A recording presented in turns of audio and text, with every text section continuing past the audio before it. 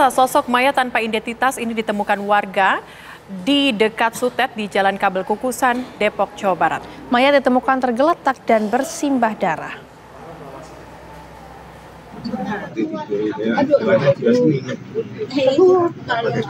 Warga Jalan Kabel, Beji, Depok, Jawa Barat digegerkan dengan ditemukannya mayat tanpa identitas di bawah Tower Sutet. Mayat yang tak dikenali warga ini ditemukan dengan kondisi bersimbah darah. Pihak kepolisian langsung mengamankan lokasi. Warga sekitar yang penasaran berkumpul untuk melihat apa yang terjadi. Tadi pas Ibu lihat posisi gimana Bu itu mayat itu? Tengkurap ya Teh? Tengkurap. Tengkurap terus kepalanya kesinian ya, belok gini loh, tangannya begini. Ya itu aja sih yang kita Lukanya di mana aja Bu? Lukanya yang seperti abang bilang tadi. Kepala ya, tangan ya. Tangannya gini kayak patah yang kiri ya Bang ya, tadi ya Bang. Itu ada identitas gitu, ada barang-barang itu? Belum. Tadi polisi cuma nemu HP doang. di semak-semak. Pihak kepolisian hanya menemukan ponsel yang tergeletak tidak jauh dari korban. Jenazah pun langsung dievakuasi dan dibawa ke Rumah Sakit Polri Kramat Jati. Dari Depok, Jawa Barat, Melika Sna, TV One mengabarkan.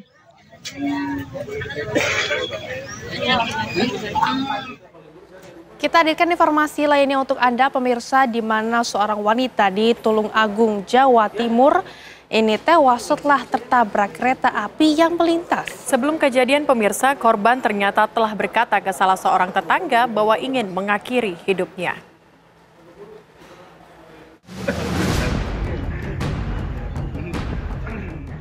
AS, wanita Parubaya, warga Desa Gilang, Kecamatan Ngunut, Kabupaten Tulung Agung, Jawa Timur, tewas usai tertabrak kereta api Doho, jurusan Blitar, Surabaya. Petugas yang datang berusaha mengevakuasi tubuh korban yang tewas mengenaskan dan membawanya ke rumah sakit untuk proses selanjutnya. Korban diketahui tinggal di dekat rel kereta api itu. Menurut Ketua RT setempat, saat kejadian korban diketahui dalam perjalanan pulang setelah mencari daun jeruk. Saat korban berjalan di tengah rel kereta api, di saat bersamaan melintas kereta api Doho. Cari daun jeruk, terus dia mau pulang, dia ke tengah kereta api, dia sambil megang HP, terus sudah dari timur, arah timur ada kereta, dia sudah dibel terus, tapi tidak menghiraukan. Begitu mau dekat, kira-kira mau meloncat gitu, tapi tidak nyampe, langsung ditabrak gitu, dan akhirnya itu terjadi kecelakaan itu. Ketua RT juga menambahkan bahwa sebelum kejadian korban ternyata telah berkata ke salah seorang tetangga bahwa ingin mengakhiri hidupnya. Dari Tulung Agung, Jawa Timur, Aris Sutikno, TV One mengabarkan. Pemirsa, aksi kekerasan seorang pengamen di mobil angkutan kota ini menjadi viral di media sosial. Ya, aksi ini terjadi saat mobil angkutan kota melaju kencang dan pelaku menendang salah satu penumpang. Aparat Polsek Bogor Tengah pun pemirsa segera mengamankan pengamen yang viral tersebut.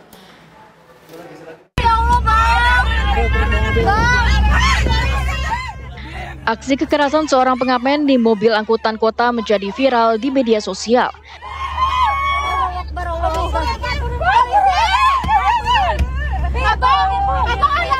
Aksi ini terjadi saat mobil angkutan kota melaju kencang dan pelaku menendang salah satu penumpang.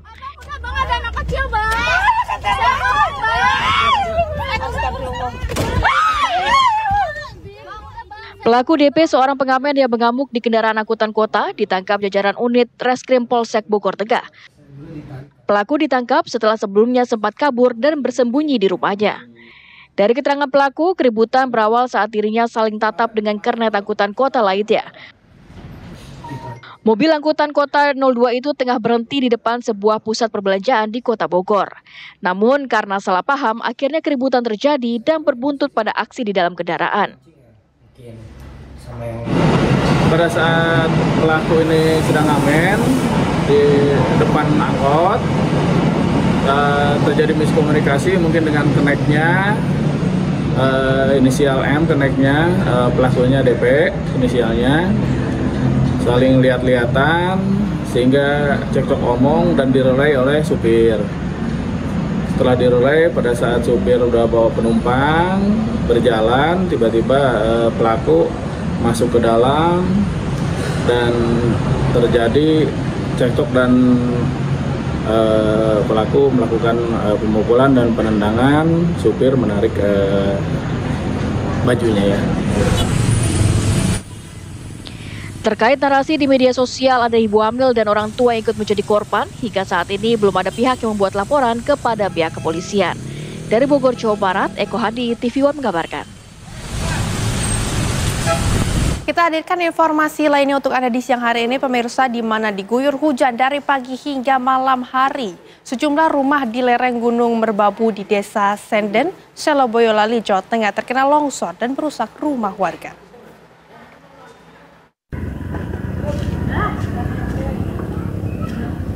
Inilah salah satu rumah warga di Desa Senden, Selo, Boyolali, Jawa Tengah yang terkena longsor. Setidaknya ada 8 rumah di Desa Senden yang terkena longsor. Rumah warga mengalami rusak yang sangat parah. Material tanah longsor membuat tembok rumah tidak dapat menahan. Hujan deras dari pagi hingga malam pada Minggu kemarin membuat longsor dan menutup akses.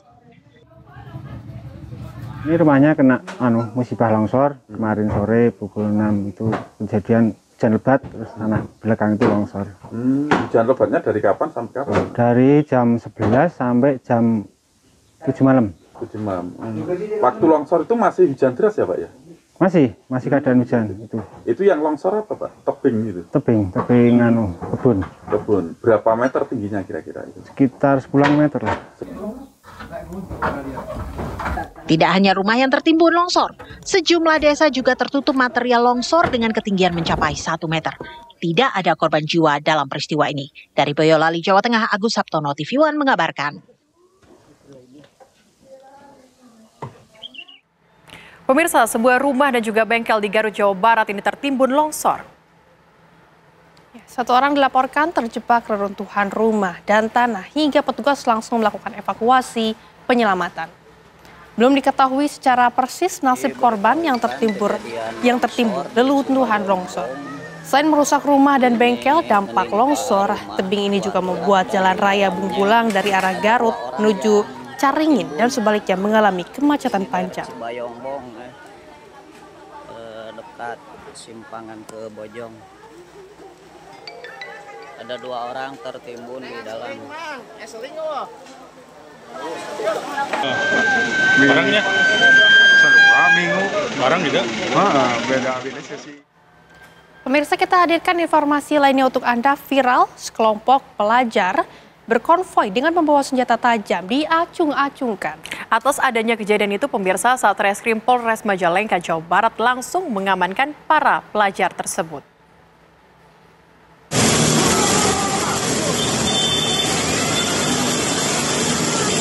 Beginilah video viral sekelompok pelajar yang membuat onar di jalanan di Jalan Maja, Kecamatan Maja, Kabupaten Majalengka, Jawa Barat. Para pelajar itu diduga akan menyerang kelompok pelajar lainnya. Mereka berkonvoi sambil mengacung-acungkan senjata tajam. Aksi mereka membuat warga resah dan takut kena sasaran. Atas adanya kejadian ini, tim Resmo Polres Majalengka langsung memburu para pelaku. Dengan ciri-ciri para pelaku yang didapat dari kamera warga, tim Resmo berhasil mengamankan para pelajar asal Kecamatan Talaga di beberapa titik berbeda. Adit. Sebanyak 14 pelajar yang masih duduk di bangku sekolah ini diamankan beserta barang bukti berupa 1 buah gear motor, 1 buah celurit dengan panjang sekitar 1 meter, serta 5 kendaraan bermotor. Beberapa anak muda, anak-anak siswa ini dari beberapa sekolah berkumpul di satu tempat yang tujuannya menyerang ke salah satu sekolah. Dari itulah beredar video-video tersebut dan dari video tersebut sudah kita amankan 14 orang dan 3 senjata tajam. 14 pelaku yang masih duduk di bangku sekolah ini kini ditangani unit PPA Polres Majalengka. Dari Majalengka, Jawa Barat, Ervan Septiawan, TV One mengabarkan. Pemirsa, polisi berhasil menangkap pelaku aksi begal payudara terhadap sekelompok santri yang terjadi di depan madrasah di Desa Kunir, Kabupaten Blitar, Jawa Timur. Rekaman CCTV ini menunjukkan seorang pria pengendara motor melakukan aksi tak pantas terhadap sekelompok santri. Dari rekaman CCTV tampak pelaku telah mengintai korban dari jauh sebelum melakukan aksinya. Kejadian tersebut terjadi sangat singkat. Ketika korban berteriak minta tolong, pelaku langsung kabur. Berbekal rekaman CCTV, polisi tak butuh lama mengamankan pelaku yang merupakan warga Serengan.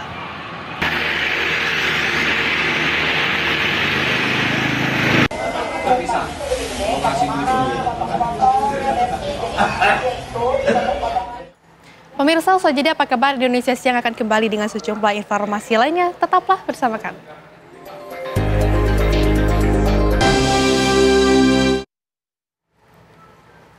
Masih bersama kami di Apa Kabar Indonesia Siang. Pemirsa, kita hadirkan informasi lainnya untuk Anda. Presiden Prabowo Subianto hari ini resmi meluncurkan Badan Pengelola Investasi Daya Aneka Nusantara Danantara Indonesia. Danantara menjadi lembaga yang dipersiapkan untuk mengelola aset hingga 900 miliar dolar Amerika Serikat atau sekitar 15.000 triliun rupiah. Peluncuran Danantara juga merupakan bagian dari komitmen pemerintah dalam mewujudkan Asa Cita, yaitu visi besar untuk membawa perekonomian Indonesia ke level yang lebih tinggi melalui investasi berkelanjutan dan inklusif. Danantara akan mengelola modal yang ada di BUMN ke dalam proyek-proyek yang berkelanjutan dan berdampak ekonomi tinggi bagi masyarakat. Nantinya akan terdapat 7 badan usaha milik negara BUMN yang akan dikelola oleh Danantara pada tahap operasional.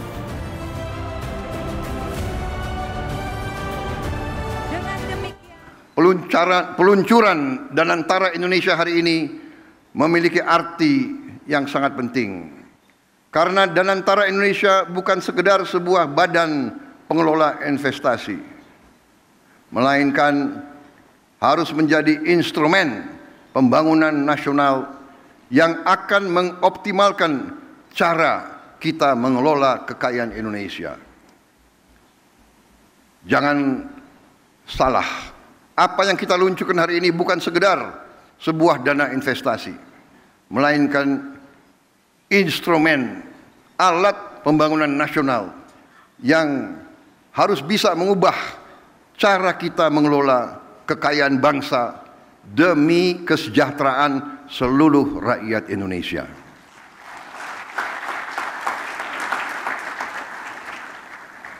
Kita telah membuktikan komitmen dalam mengelola kekayaan negara dengan disiplin keuangan yang ketat dan tata kelola yang bertanggung jawab. Dalam 100 hari pertama pemerintah yang saya pimpin, kami berhasil mengamankan lebih dari 300 triliun rupiah, hampir 20 miliar dolar dalam bentuk tabungan negara, dana yang sebelumnya terhambat oleh inefisiensi, korupsi, dan belanja-belanja yang kurang tepat sasaran.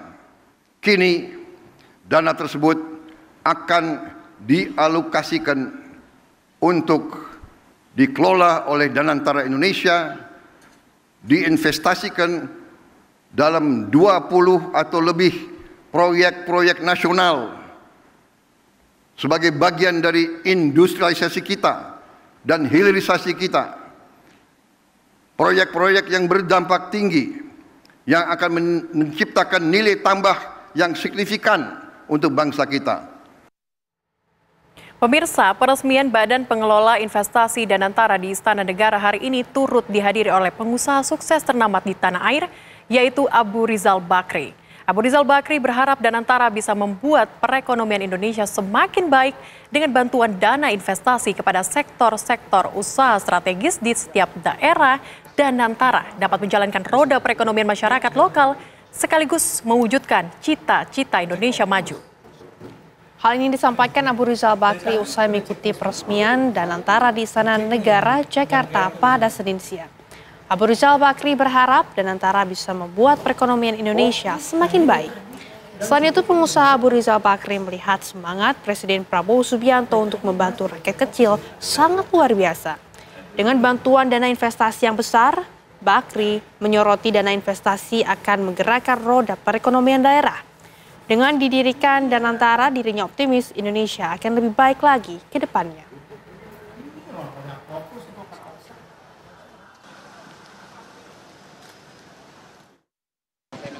Ya, harapannya Danantara bisa membuat Indonesia makin maju, membantu Indonesia makin maju.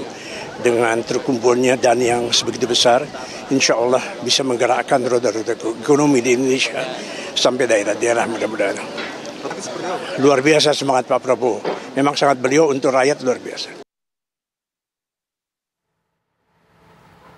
Lalu pemirsa, bagaimana tadi jalannya peluncuran Danantara Indonesia oleh Presiden Prabowo? Sudah ada rekan kami di sana yang akan melaporkan langsung. Selamat siang. Ya, selamat siang Ikra Anggana, silakan laporan Anda. Baik, selamat siang Rehana, Celia dan juga pemirsa. Hari ini Presiden Prabowo Subianto resmi meluncurkan Daya Anagata Nusantara atau Danantara. Ini merupakan badan pengelola investasi yang nantinya akan menjadi salah satu instrumen investasi pemerintah untuk membangun hilirisasi ataupun menyuntikkan dana-dana investasi ini kepada setiap daerah. Tadi berdasarkan pantauan kami, Danantara sendiri, peresmian Danantara sendiri dimulai sekitar pukul 10 waktu Indonesia Barat, dihadiri langsung oleh jajaran Menteri Kabinet Merah Putih dan juga beberapa mantan presiden. Seperti yang disampaikan oleh Kepala Kantor Presiden Hasan Asbi, tadi ada Presiden ke-7 Republik Indonesia Joko Widodo dan juga Presiden ke-6 Republik Indonesia Susilo Bambang Yudhoyono. Turut hadir juga Wakil Presiden Republik Indonesia ke-13, ke-12, ke-11, dan ke-10. Ini Kiai Haji Maruf Amin, Yusuf Kala dan juga Budiono yang tadi juga sempat hadir dalam kesempatan peresmian ini. Tadi sempat disampaikan juga peran dari mantan presiden ini oleh Hasan Asbi. Ini menyampaikan bahwa mantan presiden ini akan berperan sebagai pengawas jalannya dan Daya Anagata Nusantara atau Danantara ini ke depan, di mana tokoh-tokoh ini dilihat memiliki integritas yang cukup tinggi dan juga memiliki kecintaan tanah air, sehingga kepercayaan publik juga ditaruh dalam mengawasi jalannya Danantara ke depan. Dan tadi juga kami sempat bertanya mengenai struktur organisasi yang dimiliki oleh Badan Pengelola Investasi Danantara, di mana tadi disampaikan bahwa Danantara akan dipimpin langsung oleh Rosan Roslani dan juga dibantu oleh Pandu Syahrir. Ini merupakan salah satu pengusaha yang juga merupakan keponakan dari Luhut Binsar Panjaitan, dan juga akan ada Doni Oskaria yang akan membantu Rosan Roslani dalam mengurus Danantara ke depan. Untuk sementara, Rehana, demikian saya kembalikan ke Anda di studio. Baik, terima kasih laporan langsung Ikra Anggana, selamat bertugas kembali. Dan pemirsa, kita hadirkan informasi lainnya untuk Anda, di mana memasuki hari keempat sejumlah kepala daerah mengalami sakit ringan akibat kelelahan mengikuti kegiatan pembekalan di Retret Akademi Militer Magelang, Jawa Tengah.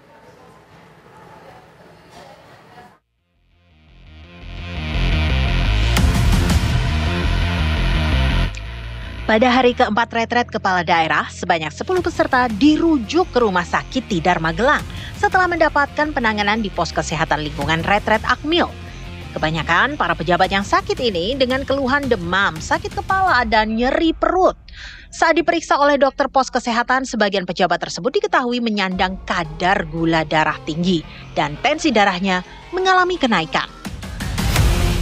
Menurut keterangan Wamendagri Bima Arya, para kepala daerah yang sakit sudah kembali ke tenda dan mengikuti kegiatan pembekalan. Kalau kita melihat dari yang kemarin, memang ada banyak kasus-kasus yang ringan, cukup ringan, tapi hanya ada beberapa saja dengan kasus yang berat. Jadi ada yang kami rujuk juga ke RSUD di Kota Magelang, namun sejauh ini kondisi tidak ada yang terlalu berat, sehingga masih bisa stabil.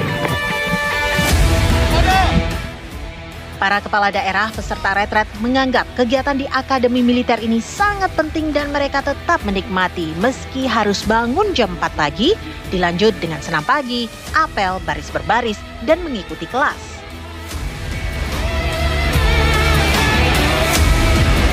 Oke, saya lihat ini adalah mungkin caranya Bapak Presiden membuat rasa kebersamaan dari seluruh Indonesia dan juga melatih kemandirian juga kali ya, karena tendanya nyaman, bagus, enak gitu, kita menikmati saja. Dan juga memang di sini tidak boleh bawa ajudan, tidak boleh bawa siapapun, jadi apapun nyetrika sendiri, apa sendiri, ngurus semua sendiri gitu. Dan semuanya saya lihat sih bagus, nggak ada yang kurang. Nah, kalau tadi untuk rangkaian acaranya, Bu, kan tadi bangun pagi-pagi tuh, terus langsung senam pagi itu gimana pengalamannya, Bu? Ya jam 4 pagi, yang pengalaman yang uniknya adalah jam 4 pagi udah bunyi trompet, ya, udah trompet suruh bangun. Terus udah gitu senam pagi, habis senam pagi siap-siap tadi apel barusan, dan sekarang sudah mulai masuk ke kelas pembelajaran. Nah, ini kan ada lebih dari 450 kepala daerah, Bu, yang datang. Nah, itu kalau Ibu sendiri harapan paling utamanya apa, Bu, soal sinergisan pemateri? Karena kan masih panjang juga nih sampai 6 hari ke depan. Ya harapannya sih ya kita sebagai kepala daerah bisa berkomunikasi dekat dengan para menteri, dan nanti insya Allah dengan Bapak Presiden, sehingga mungkin setiap daerah kan punya masalah yang berbeda-beda, yang kadang-kadang kita kalau menyampaikan kan susahnya setengah mati untuk ketemu beliau-beliau ini. Jadi saya harap nanti di acara seperti ini kita bisa ketemu dengan dekat dan bisa menyampaikan apa yang masalah-masalah di setiap daerah kita.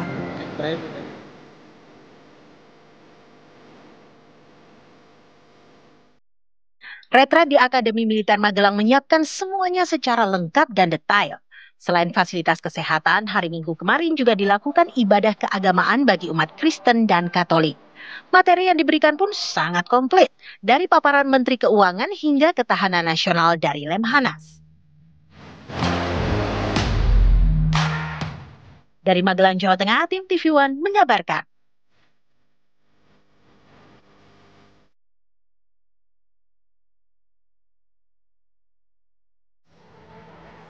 Ya pemirsa, bagaimana kemudian perkembangan terkini dari retret kepala daerah di Akmil Magelang? Sudah ada rekan kami Yohanes Leonardo yang akan siap mengabarkan untuk Anda.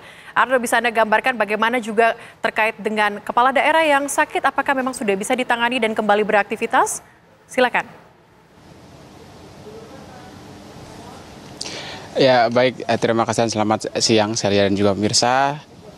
Terkait pertanyaan Anda begitu soal berapa jumlah kepala daerah yang sakit sejak kemarin begitu ya, kami sudah berbincang dengan Kementerian Dalam Negeri, dalam hal ini adalah Wakil Menteri Dalam Negeri Bima Arya Sugiarto, yang memang menyatakan bahwa ada beberapa peserta yang sakit sejak hari pertama. Angkanya terus berubah dari yang awalnya 7 orang, kemudian meningkat, lalu berkurang, lalu beberapa sempat dinyatakan sakit, dan beberapa bahkan kami perlu mencatat kembali persisnya berapa, namun yang pasti semalam disampaikan juga oleh Menteri Dalam Negeri Tito Karnavian bahwa untuk jumlah yang sakit juga sempat dibawa ke rumah sakit dan dimasukkan ke dalam ambulans. Namun dipastikan bahwa tidak ada sakit yang disebabkan karena retret begitu kalau dari perbincangan kami dengan Kementerian Dalam Negeri. Dan memang untuk jumlah kepala daerah sendiri memang saat ini sudah bertambah jelas, karena memang tadi sempat masuk ke dalam ada Gubernur Jakarta Pramono Anung yang akhirnya masuk dan mengikuti rangkaian retret dengan mengenakan seragam berwarna putih tadi seperti yang digunakan oleh para kepala daerah. Hal ini disambut langsung oleh Bima Arya. Lalu kemudian Pramono juga akan mengikuti rangkaian sebagaimana para kepala daerah lainnya. Artinya dengan Nuska Pramono ini sudah menambah yang sebelumnya sebanyak 450 pada 2-3 hari pertama, lalu kemudian bertambah pada hari keempat ini menjadi 467, dan datangnya Pramono Anung artinya bertambah menjadi 468. Dan memang untuk update-nya sendiri kami akan terus secara berkala untuk menghubungi dan juga mengkonfirmasi kepada pihak Kemendagri. Namun yang pasti memang beberapa kepala daerah dari Partai PDI Perjuangan ini sudah berdatangan. Dari pantauan kami sejak pagi hari tadi ada beberapa kepala daerah, di antaranya selain tadi siang hari ada Pramono Anung Gubernur Jakarta, juga ada beberapa.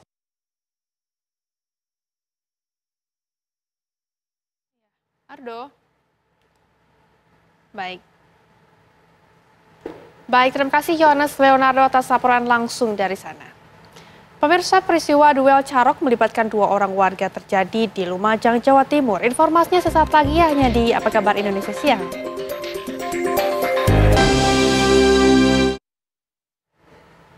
Kembali bersama kami pemirsa di Apa Kabar Indonesia Siang.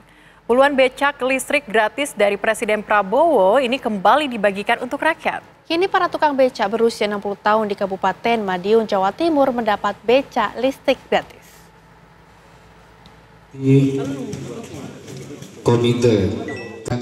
Puluhan tukang beca dari Kabupaten Nganjuk, Kabupaten dan Kota Mojokerto, serta Bojonegoro, Jawa Timur mendapatkan beca listrik gratis dari Yayasan Gerakan Solidaritas Nasional Indonesia yang didirikan oleh Presiden Prabowo Subianto.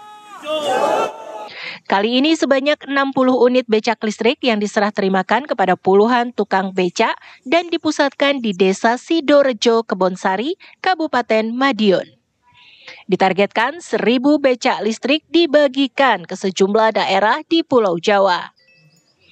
Harga untuk satu unit becak listrik ini senilai 20 juta rupiah yang dikeluarkan dari dana pribadi Presiden Prabowo Subianto, bukan dari uang APBN.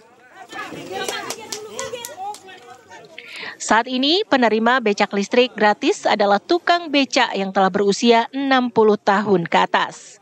Para tukang becak ini pun mengaku senang dan bersyukur mendapatkan becak gratis dari Presiden Prabowo. Wah, sama sekali nggak kepikiran. Dan sekali ya, setiap hari yang ngodal seperti itu kerja biasa, tidak menggantungkan siapa-siapa, tapi kalau diberi ya mau, tapi tidak meminta-minta. Semua masih dari kantong pribadi Pak Prabowo. Ya. Tapi bukan tidak mungkin nanti pemerintah meneruskan, karena program ini sangat bagus, sangat menolong, dan Pak Prabowo tuh setiap kali dimanapun saya tidak mau ada warga saya umurnya 70 tahun masih becak, ngontel becak. Dan beliau sudah pesan ya Pak Teguh waktu kami dipanggil, kita GSN nanti melalui GSN, Yayasan GSN, semua tukang becak akan dibagi bertahap. 2025 1.000, mungkin 2026 1.000 sekian, intinya terus sampai 2029 tuh selesai. Penyaluran becak gratis kepada tukang becak akan dilakukan bertahap hingga tahun 2029 mendatang. Setelah target di Pulau Jawa rampung, pembagian kembali dilakukan dengan sasaran seluruh kota dan kabupaten di luar Pulau Jawa. Dari Madiun, Jawa Timur, Miftahul Ervan, TV One mengabarkan. Pemirsa, kita beralih ke informasi lainnya, di mana peristiwa duel carok melibatkan 2 orang warga terjadi di Lumajang, Jawa Timur. Akibat duel berdarah ini, 1 korban tewas karena mengalami luka bacok di bagian kepala dan sekujur tubuh. Sementara 1 korban lain pemirsa kritis dan dirawat di RSUD Dr. Haryoto, Lumajang.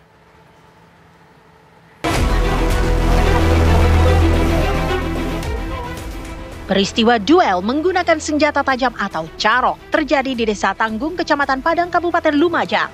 Duel berdarah ini melibatkan seorang warga bernama Mari berusia 50 tahun warga Desa Merakan, Kecamatan Padang dengan warga bernama Nito Markum berusia 62 tahun yang tak lain adalah tetangganya sendiri. Keduanya mengalami luka parah akibat sabetan senjata tajam jenis celurit dan dilarikan ke Rumah Sakit Dr. Haryoto, Lumajang. Nahas, korban atas nama Mari tewas setelah mendapatkan perawatan di rumah sakit karena luka parah di bagian kepala dan sekujur tubuh. Polisi hingga kini masih melakukan penyelidikan untuk mengetahui penyebab dan motif duel carok 2 warga yang masih bertetangga ini. Kalau permasalahannya apa? Nah, itu masih dalam penyelidikan ya rekan-rekan, soalnya kami baru juga dapat laporan tadi jam 10 setelah kejadian. Satu korban meninggal? Satu korban meninggal, untuk terlapor juga dalam keadaan kritis. Luka di bagian mana saja? Untuk luka-lukanya ada yang di bagian kepala, kaki, dan punggung. Sementara itu, salah satu korban lainnya mengalami luka serius di pergelangan tangan dan perut dan dirawat intensif di Rumah Sakit Dr. Haryoto, Lumajang. Dari Lumajang, Jawa Timur, Wawan Sugiarto, TV One mengabarkan. Pemirsa, lantas bagaimana kronologis kejadian duel carok tersebut? Sudah bersama kami di siang hari ini AKBP Alexandi Siregar selaku Kapolres Lumajang. Selamat siang, Pak. Selamat siang, Mbak. Baik, Pak Alex, ini mungkin bisa diceritakan kronologi kejadiannya seperti apa, Pak?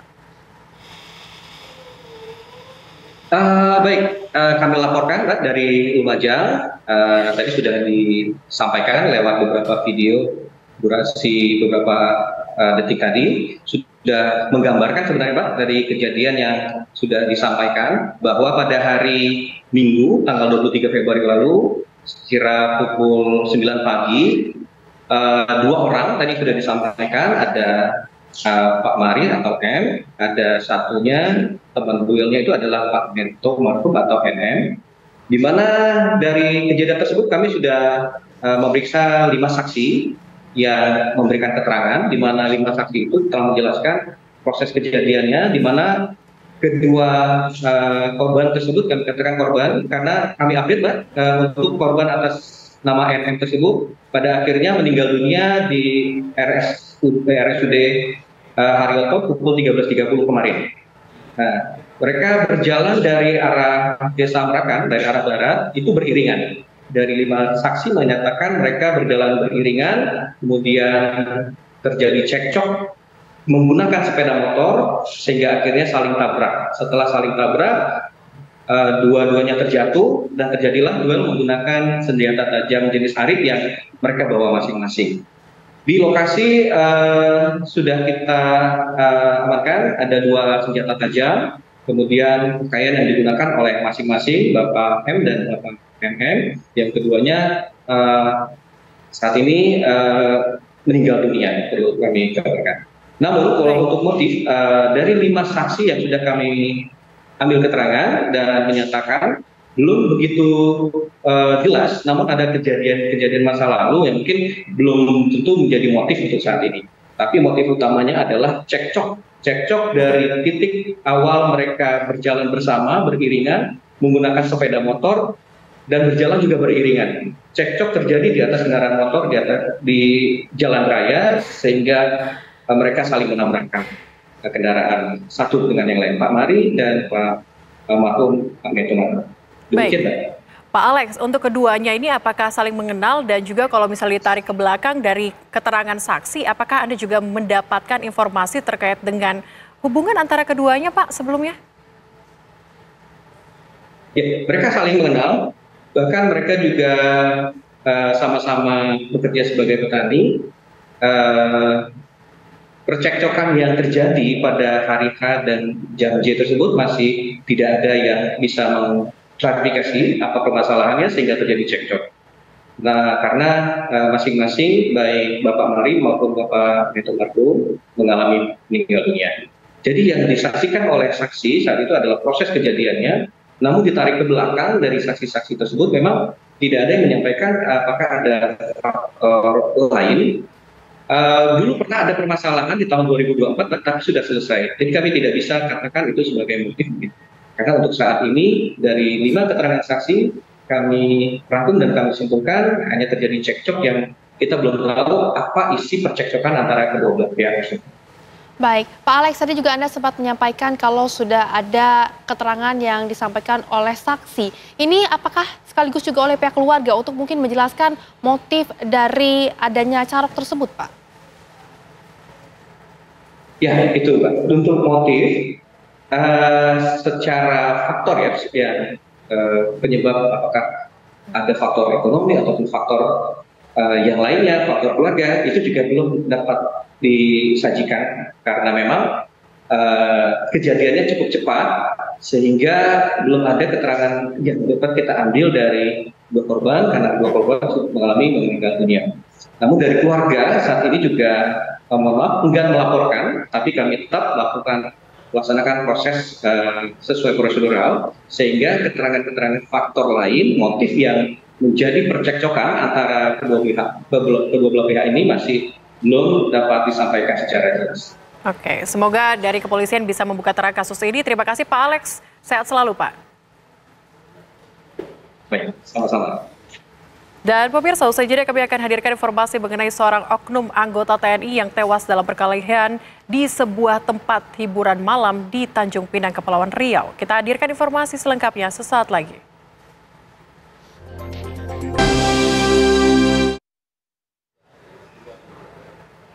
Masih bersama kami di Apa Kabar Indonesia Siang, pemirsa, seorang oknum anggota TNI tewas dalam perkelahian di sebuah tempat hiburan malam di Tanjung Pinang, Kepulauan Riau.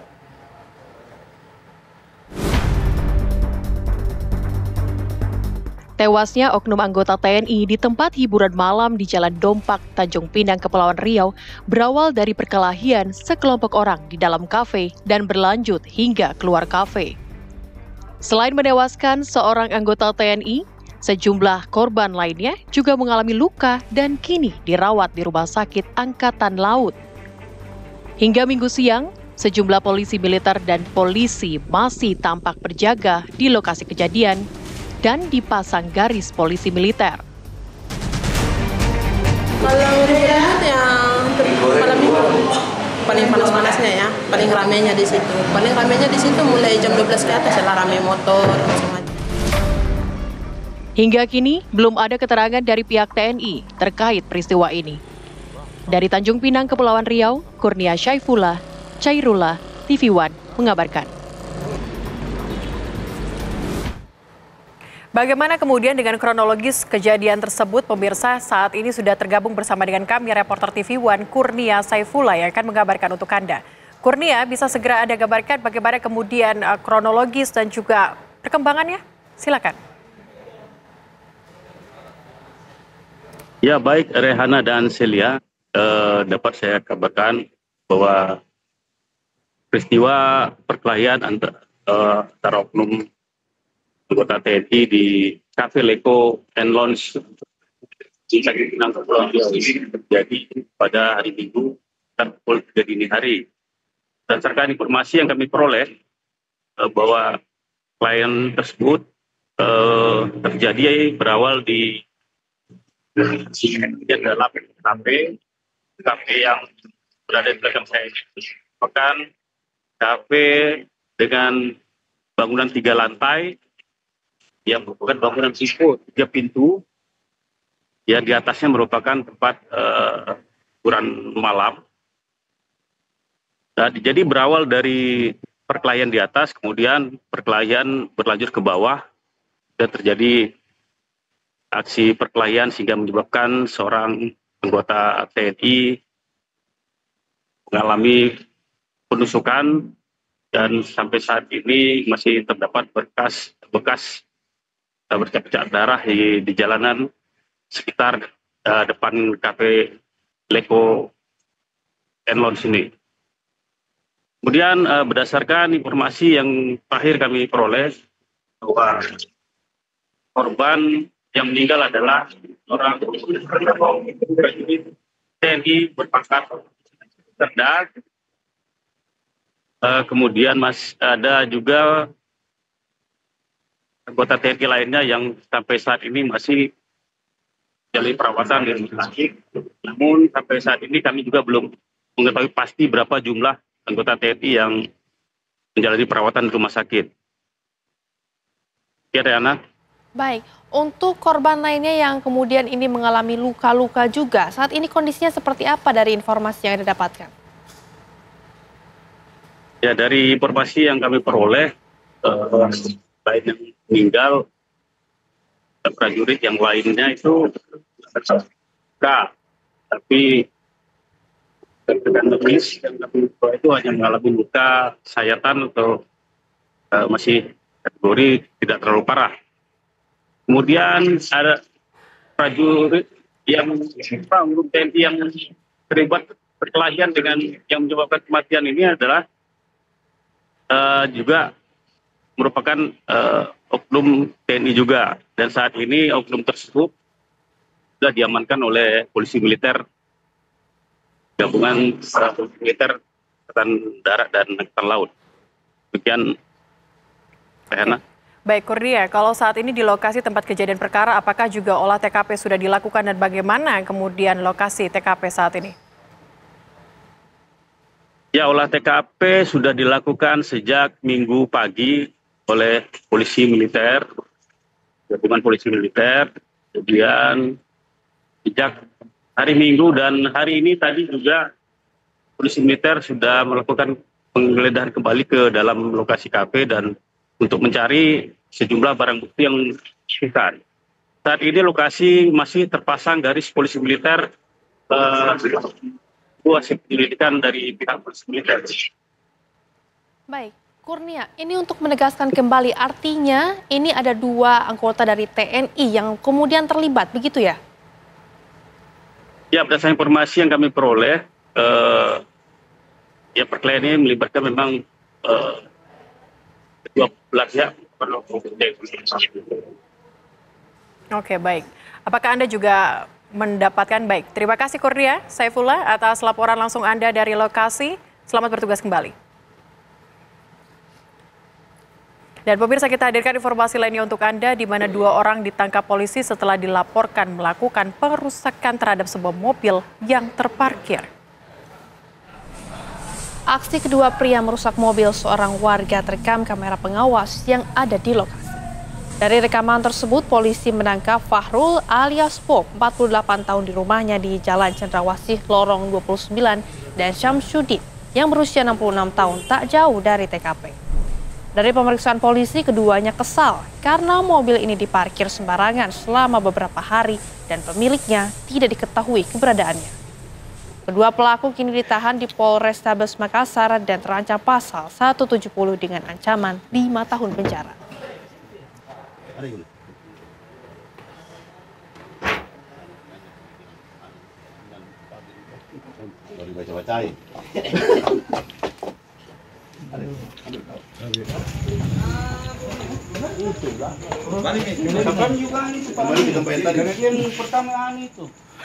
Pemirsa, truk masuk sungai di Kabupaten Pelalawan Riau yang membawa puluhan penumpang akhirnya berhasil dievakuasi oleh tim gabungan.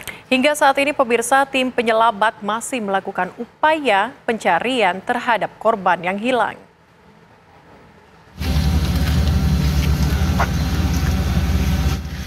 Disaksikan puluhan warga, tim penyelamat terlihat berusaha mengangkat truk yang tenggelam di Sungai Segati, Kecamatan Langgam, Kabupaten Pelalawan, Riau pada Sabtu siang lalu. Dengan berhati-hati, petugas mengangkat truk dari dasar sungai menggunakan alat berat eskavator. Setelah beberapa lama berusaha, akhirnya truk yang sebelumnya mengangkut 32 orang tersebut berhasil diangkat ke darat. Sebelumnya, upaya evakuasi truk dari dasar sungai berlangsung dramatis karena truk yang hampir sampai ke darat tiba-tiba kembali terjatuh ke dalam sungai. Namun berkat kesabaran dan kegigihan petugas di lapangan, truk akhirnya berhasil dievakuasi. Sementara itu, upaya pencarian korban hilang masih terus dilakukan oleh tim gabungan TNI Polri dan pihak perusahaan. Petugas mengalami kendala mengingat jarak pandang terbatas dan kencangnya arus sungai.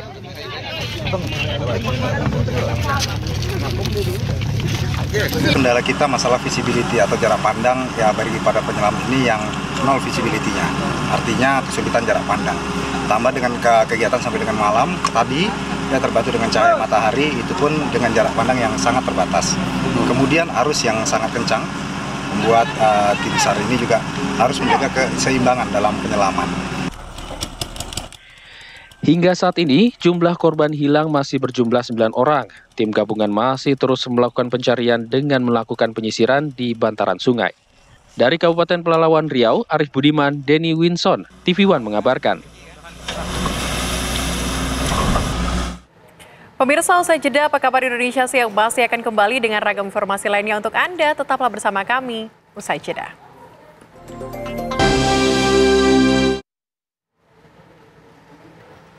Masih bersama kami di Apa Kabar Indonesia Siang. Pemirsa, ini lagi-lagi kabar klasik menjelang bulan Ramadan kembali hadir. Harga beragam bahan pokok merangkak naik di sejumlah daerah.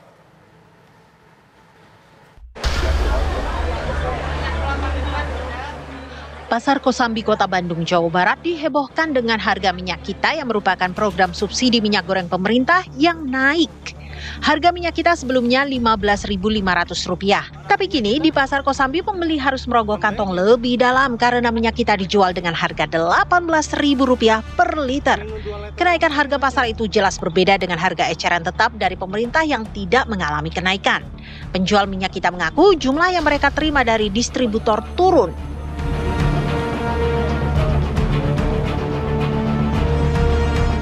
Sementara itu, Untuk kenaikan harga sembako di dua pasar Kabupaten Sukabumi, Jawa Barat berbeda. Harga bahan pokok di pasar Cicurug naik, namun masih wajar dan stabil. Sedangkan di pasar modern Cibadak, harga bahan pokok naik terus setiap hari dalam 2 pekan ini. Harga-harga yang naik diantaranya bawang putih dari Rp25.000 per kilogram menjadi Rp27.500. Untuk cabai rawit sekarang dijual Rp47.000 per kilo dari Rp40.000. Sedangkan daging sapi naik dari Rp120.000 ke Rp125.000 per kilogram. Kenaikan harga tertinggi dialami komoditas telur dari Rp25.000 per kilogram jadi Rp30.000. Penjual pun memutuskan mengurangi jumlah telur yang dijual untuk menghindari telur busuk.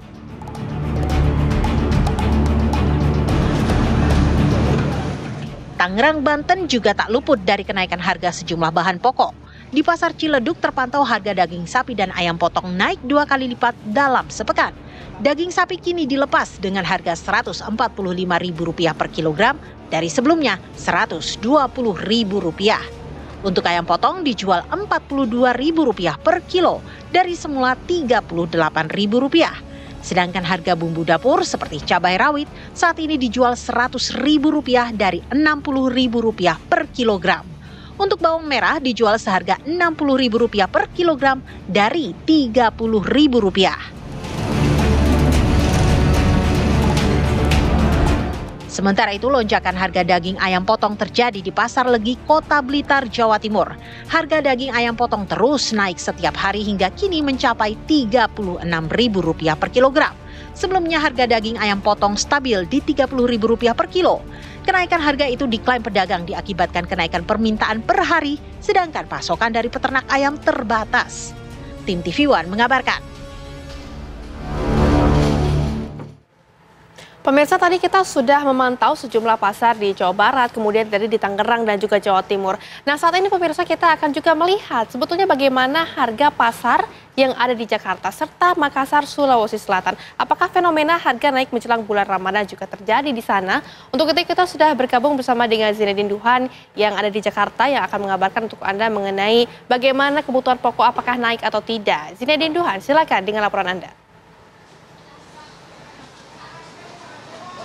Ya, Rehana dan juga pemirsa, menjelang bulan suci Ramadan 1446 Hijriah, beberapa komoditas bahan pokok ini mengalami kenaikan. Tepatnya di titik tempat saya mengabarkan ini merupakan pasar Klender yang ada di Jakarta Timur. Tadi kami sempat berkeliling untuk memantau harganya seperti apa. Untuk beras ini memang masih cenderung stabil, fluktuatif di kisaran naik turun di Rp500.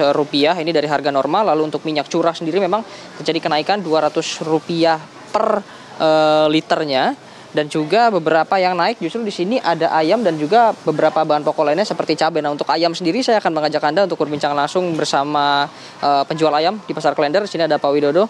Pak, cepat dijelaskan ini pada hari ini harga ayam sebetulnya ada kenaikan nggak Pak menjelang bulan Ramadan? Ada Mas, naiknya sekitar 2.000-an lah, 2.000-2.500. Asalnya 22,5, sekarang 25 per kilo Mas, hidup tapi Mas nggak mati. Oh, ngambilnya hidup, ntar baru dipotong Mas. Iya. Dengan naiknya ini berpengaruh nggak Pak ke penjualan dalam beberapa hari terakhir? Ya berpengaruh Mas, soalnya daya belinya masyarakatnya juga belum begitu stabil, mahal, orang kan juga mikir-mikir Mas juga. Buat lebaran, apa itu, puasa, menjelang puasa, buat lebaran. Kali ya diirit-irit kali Mas duitnya. Baru menjelang puasa Pak, nanti bulan puasa terus menjelang lebaran biasanya kenaikan ayam itu jadi harga berapa Pak? Kalau sekarang kan 25, nanti bisa naik sampai berapa Pak? Sampai 28, kadang-kadang 27,5, 30 Mas paling mentok Mas, paling mahal. Per kilo hidup loh Mas itu. Iya. Kalau udah dalam posisi seperti ini harganya jadi berapa Pak? Harganya ini sekitar 50 Mas per ekornya Mas, nggak kiloan. Iya, ekoran. Iya. Terima kasih informasinya Pak Widodo. Nah, untuk ayam sendiri memang posisi per ekornya ini bisa mencapai Rp50.000. Lalu untuk komoditas lainnya ini yang terpantau harganya cukup naik di Pasar Klender adalah untuk cabai. Nah, saya akan mengajak Anda juga untuk menanyakan langsung kepada Ibu Sri ini selaku penjual bahan-bahan pokok di sini. Bu, untuk harga yang sekarang lagi naik sebetulnya apa aja Bu? Kalau dibilang harga semua naik, cuman yang terlalu ini banget cabai. Cabai apa Bu kalau boleh tahu? semua cabai. Cabai keriting, cabai rawit, dan semua cabai. Cabai rawit sendiri Bu, sekarang harganya jadi berapa Bu? Sekarang rawit itu kalau kita harga jual sampai 100, itu modal udah 85, 90. Kita jual 100 yang ori. Yang ori ini 100. Asalnya berapa Bu? Tadinya mah cuma 80, 70. Berarti naiknya hampir 20.000 Bu ya? Mas, keriting sendiri? cabai keriting ini biasanya cuma 30, 25, sekarang 40. Kita jual ya 50, 55. Terima kasih Bu untuk informasinya. Ya Rehana dan juga pemirsa, memang kenaikan terbesar di Pasar Klender ini ada di cabai rawit yang harga jualnya bisa mencapai 100.000 per kilo, yang harga biasanya ini hanya 80.000 per kilo. Kami masih akan terus memantau bagaimana nanti kenaikan harga dari komoditas bahan pokok lain yang berada di Pasar Klender. Untuk sementara itu yang dapat saya kabarkan, saya kembalikan ke studio Rehana.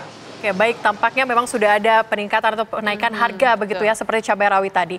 Bagaimana kemudian dengan Sulawesi Selatan di Makassar? Sudah ada rekan kami, Samsul Ma'arif, yang akan menggambarkan untuk Anda. Samsul Ma'arif, bisa Anda gambarkan apakah harga bahan pokok juga sudah naik di sana? Baik, Rehana, Celia dan pemirsa, untuk di wilayah Makassar, Sulawesi Selatan, mungkin hampir sama dengan sejumlah wilayah lainnya, bahwa menjelang tidak lama lagi kita akan memasuki bulan suci Ramadan, dan biasanya memang menjelang bulan suci Ramadan ini sejumlah harga kebutuhan pokok rumah tangga itu sudah mulai mengalami kenaikan. Nah, saat ini kami berada di pasar tradisional Pak Baeng-Baeng Makassar, dan dari pantauan kami sejumlah harga kebutuhan pokok rumah tangga ini memang sudah ada yang naik, dan kenaikan tertinggi itu terjadi di komoditas cabai, di mana kalau cabai rawit di Makassar ini naik dari harga 50.000 sudah mencapai 70 hingga 75.000 rupiah per liternya. Ini tadi yang disampaikan oleh salah seorang pedagang di tempat ini. Selain cabai, yang naik juga itu biasanya bawang. Saat ini bawang merah naik dari 30.000 sekarang sudah menjadi 32.000 rupiah. Sementara untuk bawang putih harganya masih tetap, ya ini sekitar 40.000 rupiah per kilogramnya. Kemudian kalau untuk komoditi sayur-sayur seperti wortel, kentang masih normal sekitar 14.000 rupiah. Kalau untuk wortel itu sekitar 12.000 rupiah per kilogramnya. Dan untuk kenaikan cabai rawit tadi ini, komoditas cabai ini menurut pedagang itu dikarenakan pasokan yang mereka terima kurang, karena biasanya memang untuk wilayah pemasok cabai saat ini beberapa waktu lalu yang terjadi banjir, sehingga tanaman cabai dari para petani itu berkurang, sehingga ini yang menyebabkan, salah satunya menyebabkan kenapa sampai harga cabai di Makassar ini menjadi naik. Sementara itu untuk harga ayam, saat ini ayam di Makassar ini, harga daging ayam di Makassar ini sekitar 40.000 rupiah per kilogramnya. Kemudian untuk minyak goreng, nah minyak goreng ini yang dikeluhkan sejumlah pedagang. Untuk minyak goreng di Makassar, untuk minyak goreng kemasan sekitar 21.000 rupiah per kilogramnya, dan untuk minyak subsidi pemerintah sekitar 15.000 hingga 16.000 rupiah per kilogramnya. Namun pasokan untuk minyak goreng saat ini masih dipertanyakan, karena beberapa pedagang saat ini masih belum mendapatkan pasokan minyak. Mungkin itu dulu informasi dari Pasar Tradisional Pak Baeng Makassar. Saya kembalikan ke rekan-rekan di studio. Baik, terima kasih Samsul Ma'arif atas laporan Anda, dan sebelumnya tadi juga kita sudah memantau di Jakarta ada di sini di Duhan. Selamat kembali beraktivitas rekan-rekan. Dan pemirsa, kami harus jeda terlebih dahulu. Usai jeda kami akan hadirkan informasi lainnya untuk Anda. Tetaplah bersama kami. Masih bersama kami di Apa Kabar Indonesia Siang. Pemirsa, ini lagi-lagi pagar laut misterius membuat warga marah. Kali ini pagar misterius berdiri di pesisir pantai Kabupaten Deli Serdang, Sumatera Utara. Warga protes kepada pemilik usaha tambak udang yang mendirikan pagar secara sewenang-wenang.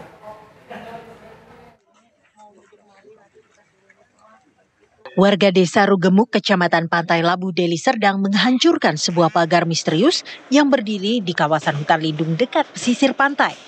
Warga marah karena pagar tersebut menutup hutan lindung. Seorang warga menyatakan pagar dari seng tersebut meresahkan karena menutup lahan yang dikelola warga untuk bercocok tanam.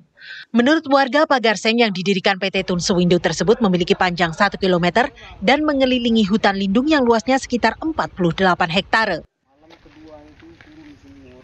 Kalau tidak ada ini memang izin ini, mendirikan pagar ini, kami cukup meresahkan anggota kita dan masyarakat, Pak. Bang, sudah pernah melapor ke desa, Bang? Udah bolak-balik loh. Sampai kepala desa pun langsung turun kemari juga untuk mencegah juga, tidak dihiraukan mereka. Kepala desa pun dia tahu. Nggak tahu itu siapa itu yang bertanggung jawab. Sementara Kepala Dusun 3 Desa Rugemuk mengetahui keberadaan pagar tersebut dari warganya yang melihat pagar itu muncul tiba-tiba. Ia kemudian mengatakan tak tahu status tanah tempat pendirian pagar. Yang ia tahu, beberapa tahun lampau ia mendampingi petugas Dinas Kehutanan memasang tapal batas. Desa sudah ada. Untuk siapa yang memagar kita nggak tahu ya, Bang? Nggak tahu. Tiba-tiba sudah ada aja gitu ya, Bang? Tapi kalau di daerah itu emang kawasan hutan ya, Bang? Hutan negara atau gimana, Bang? Kalau itu saya pernah minta didampingi oleh pihak hutanan untuk memasang tapal batas hutanan. Saya ada dampingi. Kuasa hukum PT Tun Sewindu kemudian menunjukkan peta lahan milik kliennya yang berada dalam area hutan lindung. Menurutnya PT Tun Sewindu membeli lahan tersebut dari warga tahun 1982. Setelah itu dibangun pagar pada 1988 dan dipugar baru-baru ini. Klien kami ya sesuai dengan anjuran pemerintah disebut sebagai pihak yang mengalami keterlanjuran. Maka mengikuti skema atau pola dari Undang-Undang Cipta Kerja, yaitu melaporkan semua keadaan seperti apa adanya. Dan kita sudah diberikan SK oleh Menteri bahwa dari banyak perusahaan yang masuk dalam skema TORA ini tanah objek reforma agraria, ya, diantaranya perusahaan kami, ya. Pemerintah nantinya sudah memberikan SK akan memberikan pola penyelesaian seperti apa, apakah ganti rugi atau apa itu tergantung pemerintah nantinya, tapi polanya sudah ada. Artinya tidak ada tindakan pidana di situ karena kita sudah melaporkan apa adanya dan pemerintah memberikan kesempatan kepada pihak-pihak yang terlanjur menggunakan kawasan hutan ini mencari penyelesaian secara hukum. Kuasa hukum PT Tun Sewindu kemudian meminta agar tidak ada lagi pembongkaran pagar milik kliennya. Ia juga sudah melaporkan pembongkaran pagar tersebut kepada polisi. Bagaimana kasus ini akan diselesaikan? Dari Deli Serdang, Sumatera Utara, Alfian Syah TV One mengabarkan. Pemirsa, bagaimana sebenarnya duduk perkara atas kasus ini? Kita langsung ajak Anda pemirsa menuju ke rekan kami Alfian Syah yang akan mengabarkan langsung dari sana. Alfian Syah, bagaimana kemudian duduk perkaranya? Bagaimana kemudian kondisi terkini juga di sana? Silakan. Ya, baik.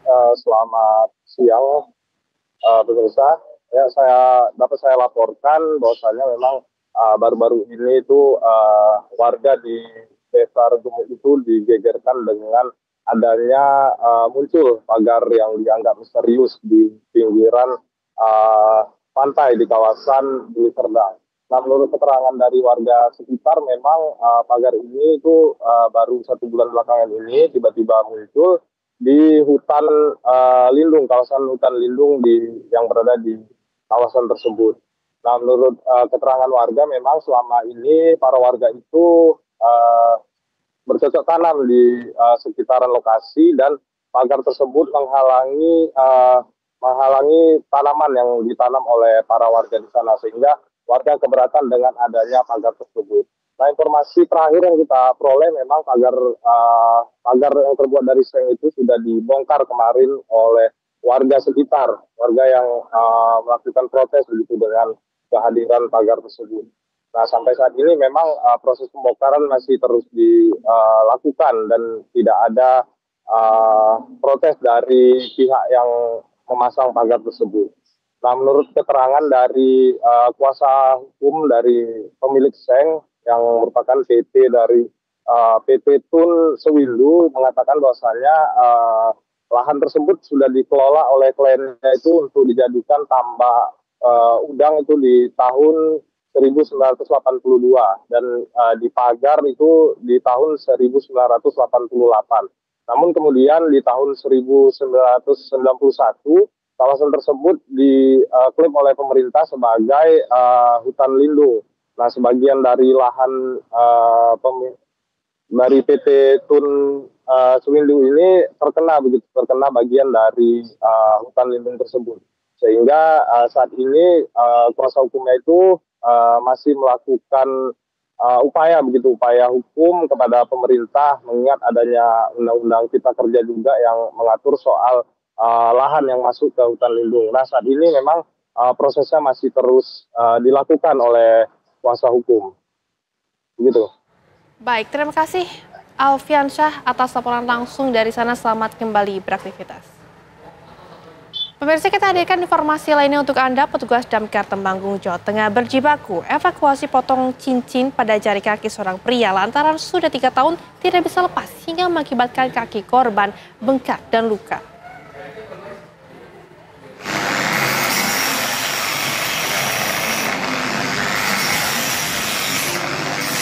Akibat gemar memakai cincin, seorang pria di Temanggung, Jawa Tengah terpaksa meminta bantuan pihak damkar dan rumah sakit RSUD Temanggung lantaran cincin yang ia kenakan di jari kaki tidak bisa lepas.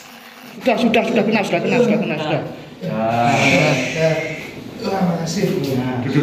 Sudah 3 tahun lamanya cincin yang dikenakan oleh korban ini tidak bisa lepas sehingga membuat jari kaki korban mengalami bengkak dan luka. Pihak keluarga khawatir luka pada jari korban semakin parah. Adik saya itu terasa sakit.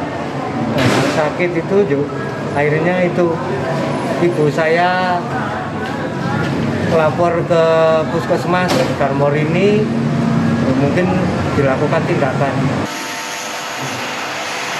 Lantaran luka yang dialami korban sudah cukup parah, petugas Damkar Temanggung terpaksa menggunakan alat bantu berupa mesin gerinda dan air untuk memotong cincin agar dapat terlepas dari jari korban.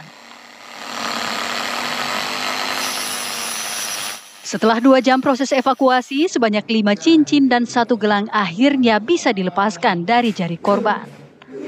Sudah kena.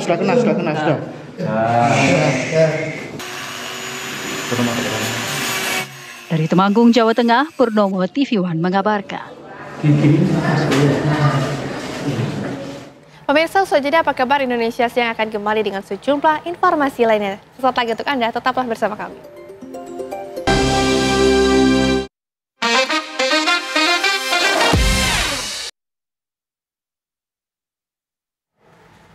Masih bersama kami di Apa Kabar Indonesia Siang, pemirsa. Aksi kekerasan seorang pengamen di mobil angkutan kota menjadi viral di media sosial. Aksi ini terjadi saat mobil angkutan kota melaju kencang dan pelaku menendang salah satu penumpang. Aparat Polsek Bogor pun, pemirsa, segera mengamankan pengamen yang viral tersebut.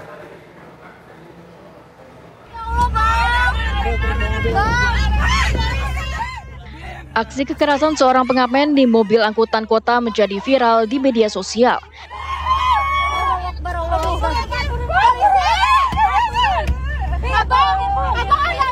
Aksi ini terjadi saat mobil angkutan kota melaju kencang dan pelaku menendang salah satu penumpang.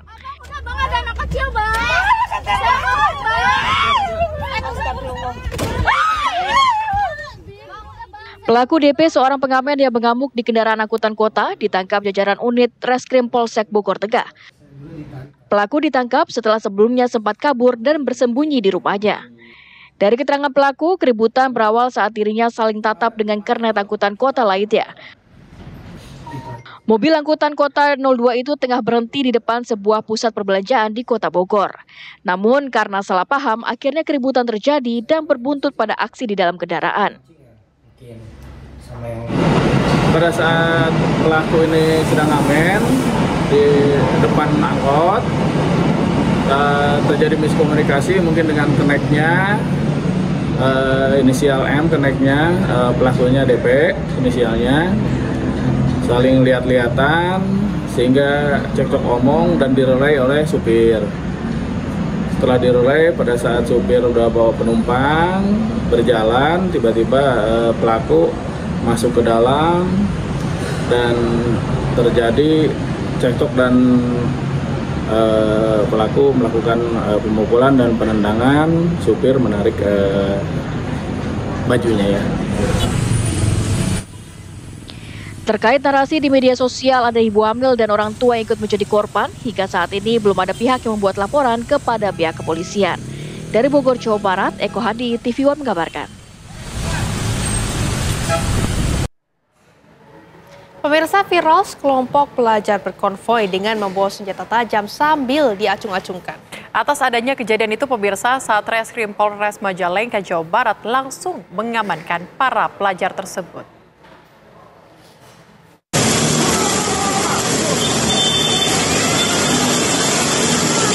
Beginilah video viral sekelompok pelajar yang membuat onar di jalanan di Jalan Maja, Kecamatan Maja, Kabupaten Majalengka, Jawa Barat.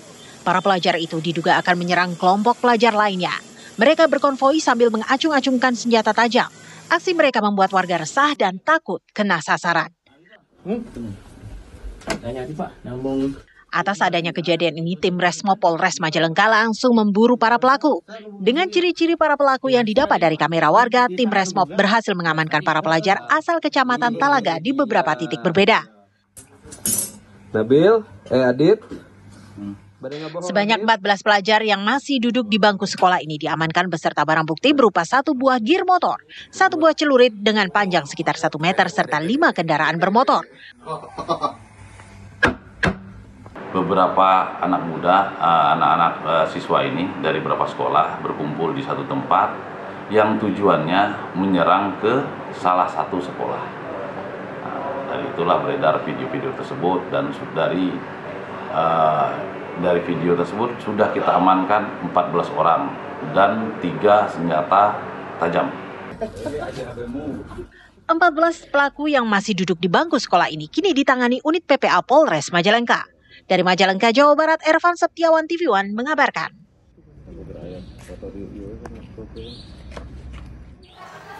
Pemirsa, masih mengenai informasi yang viral kali ini, kontroversi band Sukatani di mana bak menyiramkan bensin pada api. Kabar pembungkaman band Sukatani yang menyanyikan lagu Bayar Bayar Bayar malah membuat band punk itu makin viral dan lagunya dinyanyikan di mana-mana, bahkan di setiap aksi demonstrasi. Institusi Polri pun langsung mengklarifikasi bahwa lembaga kepolisian tersebut, terutama Kapolri, tidak anti kritik dan membebaskan anak bangsa berkarya.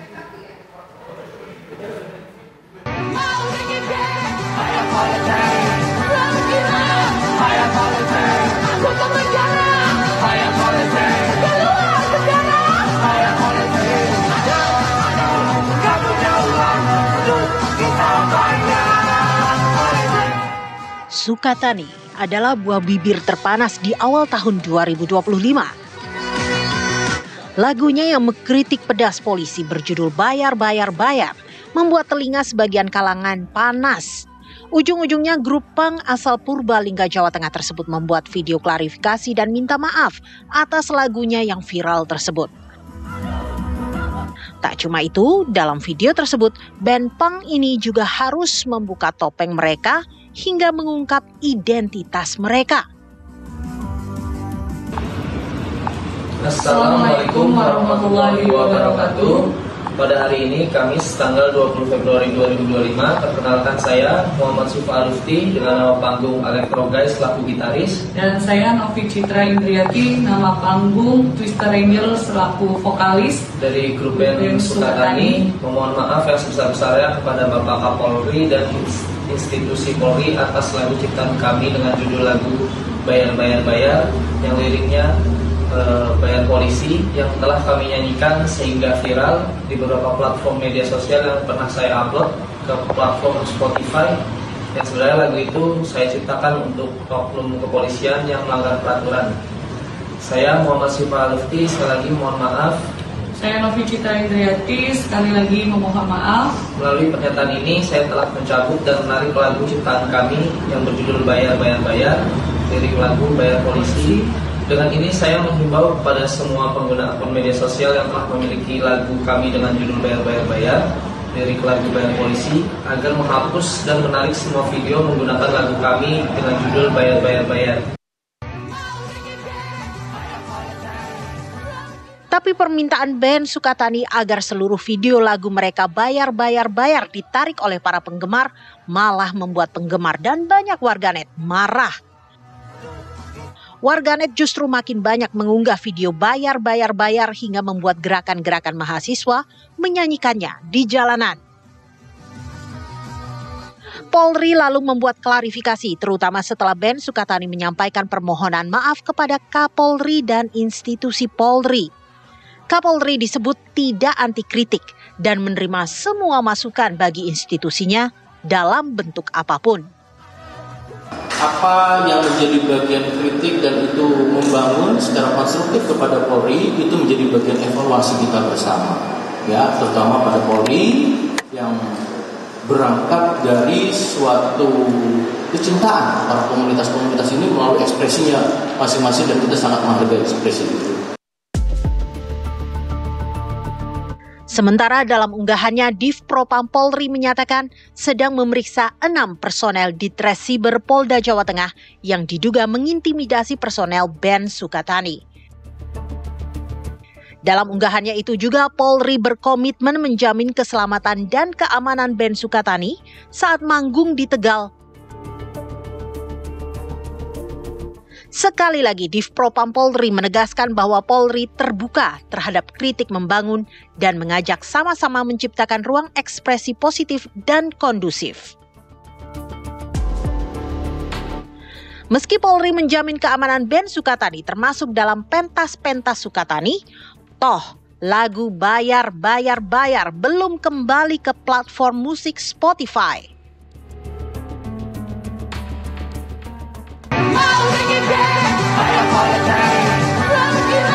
Tim TV One mengabarkan.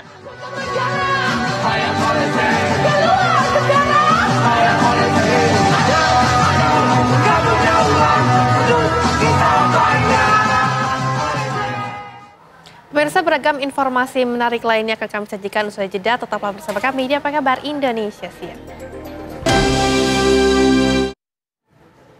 Masih bersama kami pemirsa di Apa Kabar Indonesia Siang. Pemukulan saat turnamen basket SMP di Bogor, Jawa Barat beberapa waktu lalu ini oleh salah satu peserta berbuntut panjang. DPP Perbasi telah menjatuhkan sanksi lebih berat, yaitu larangan main 2 tahun bagi pelaku, dan larangan itu berlaku untuk seluruh pertandingan di seluruh wilayah Indonesia, bukan hanya di Bogor. Dan berikut pemirsa informasi selengkapnya.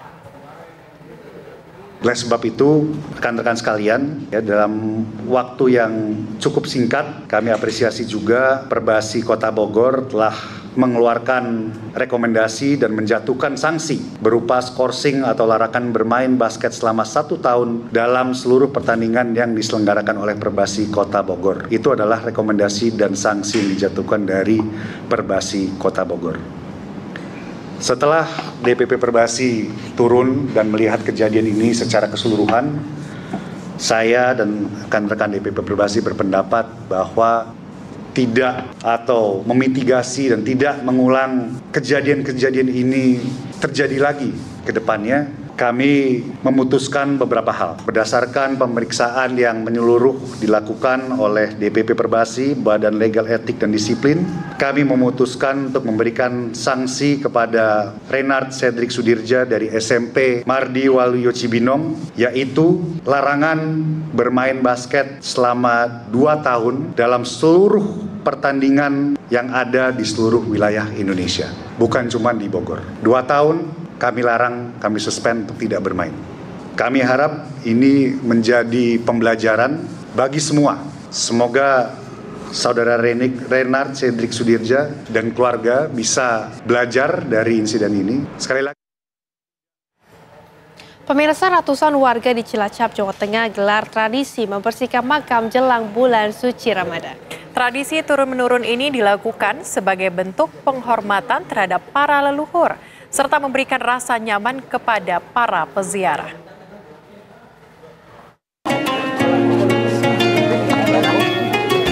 Di Desa Bojong, Kecamatan Kaung Anten, Cilacap, Jawa Tengah, ratusan warga melakukan tradisi membersihkan pemakaman leluhur. Warga yang datang ke tempat pemakaman umum atau TPU untuk bergotong royong membersihkan makam leluhur dengan membawa alat perkakas kebun seperti golok, pacul, mesin pemotong rumput, dan alat lainnya. Tradisi bersih-bersih makam leluhur ini rutin dilakukan warga setiap menjelang datangnya bulan suci Ramadan. Hal ini dilakukan sebagai bentuk penghormatan terhadap leluhur mereka. Pembersihan makam juga bertujuan agar peziarah merasa nyaman dan menghilangkan kesan seram di pemakaman. Bersihkan rumput-rumput liar kemudian membersihkan beberapa pohon-pohon yang sudah mengganggu agar kesan makam yang tadinya seram menjadi lebih tertata dan lebih rapi. Peziarah biasanya datang menjelang Ramadan dan Idul Fitri. Setelah bersih-bersih makam, warga kemudian menggelar makan bersama sebagai wujud kerukunan antar warga. Dari Cilacap, Jawa Tengah, Ian Sutriana, TV One mengabarkan. Pemirsa, warga Kampung Bustaman, Kota Semarang ini punya tradisi unik dan seru dalam menyambut bulan suci Ramadan, yaitu tradisi gebyuran yang diikuti seluruh warga. Pada acara tersebut, warga maupun mereka yang datang menyaksikan harus rela dicoret-coret wajahnya, baru kemudian dibersihkan dengan perang air yang berlangsung seru.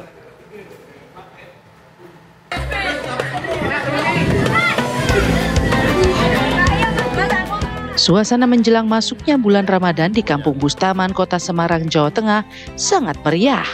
Ratusan warga kampung dan wisatawan mengikuti tradisi tahunan yang disebut gebyuran.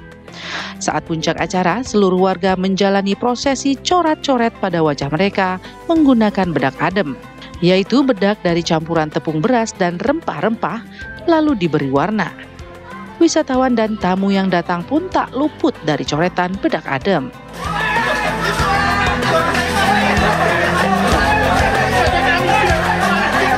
Coret-coret ini mengandung filosofi bahwa manusia banyak salah yang disimbolkan dengan kotoran pada coretan tersebut. Maka haruslah dibersihkan sebelum masuk bulan Ramadan dan disimbolkan dengan gebyuran atau disiram air. Tradisi ini sudah berlangsung sejak ratusan tahun lalu. Meski sempat vakum cukup lama, tradisi ini kemudian digelar kembali dari hasil bedah sejarah tokoh setempat. Ini yang warisan dari Kiai Hitam tahun 1780. Sekarang diurui lagi sudah 13 tahun. Tiap tahun diadakan. Tujuannya apa? Ya, tujuan lagi kami membersihkan dan saling memaafkan gitu loh Pak. Jadi kalau ada kesalahan tetangga itu sama orang itu dan dilampiaskan dengan gebyuran itu. Untuk acara gebyuran, warga sudah menyiapkan ribuan plastik berisi air berwarna-warni. Air ini nantinya akan dipakai untuk perang air dan saling lempar. Wisatawan yang datang dari berbagai daerah pun menantikan momen tersebut.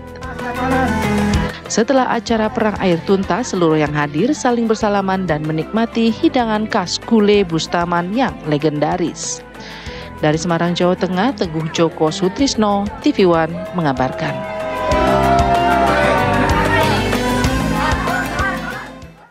Ya, tampaknya sudah tidak sabar ya Rehana untuk menyambut bulan suci Ramadan nantinya. Dan informasi tadi pemirsa sekaligus menutup jumpa kita di Apa Kabar Indonesia siang kali ini. Saya Celia Alexandra. Dan juga saya Rehana Meizia sekaligus ini mewakili segenap kru yang bertugas di sore hari ini. Izin pamit undur diri dan sesaat lagi Anda dapat menyaksikan Kabar Merah Putih. Kami berdua pamit undur diri. Terima kasih dan sampai jumpa. Sampai jumpa pemirsa.